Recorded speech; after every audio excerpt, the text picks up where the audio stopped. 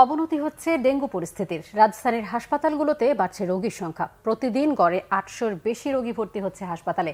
চলতি বছরে এ পর্যন্ত মারা গেছে ১৩৮ জন। ডেঙ্গু প্রতিরোধে সচেতনতার পাশাপাশি উপসর্গ দেখা দিলে হাসপাতালে যাওয়ার পরামর্শ চিকিৎসকদের। রিপোর্ট শুভ মাহফুজের।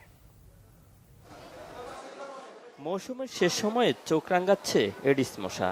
এতে প্রতিদিনই বাড়ছে ডেঙ্গু রোগীর সংখ্যা।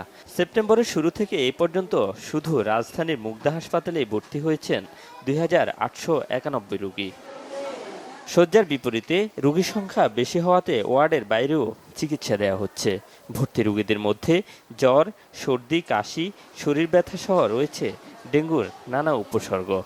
অতিরিক্ত জ্বর চলে আসে, শরীর ব্যথা, মাথা ব্যথা, বমি। আজ 5 দিন ধরে খুব জ্বর।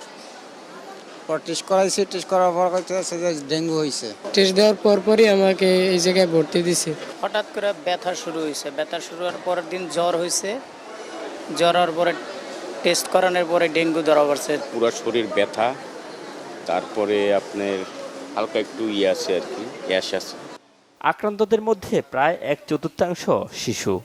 মাঝখানে অনেকদিন জ্বর ছিল, তারপরে আমি ইসলামী হাসপাতালে নিয়ে গেছিলাম। পরে ওখানে দেখি যে তেমন একটা সুবিধা পাইনি। তারপরে অনেকে বললো যে এই হাসপাতালটা অনেক ভালো, যার ফলে এখানে দ্রুত গতি ভর্তি করে দেয়। বাসায় আমরা চিকিৎসা নিছি, নেওয়ার পরে 4-5 দিন পরে ডেঙ্গু ধরা পড়ছে। ধরা পড়ার পরে ওর যখন ভালো হয়েছে 2-3 দিনের মধ্যেই আবার মেয়েকে ডেঙ্গু জ্বরে পেয়েছে। হাসপাতাল কর্তৃপক্ষ জানায়, আগস্ট থেকে বেড়েছে প্রকোপ। উপসর্গ দেখা দিলেই দেরি না করে দ্রুত হাসপাতালে যাওয়ার পরামর্শ চিকিৎসকদের।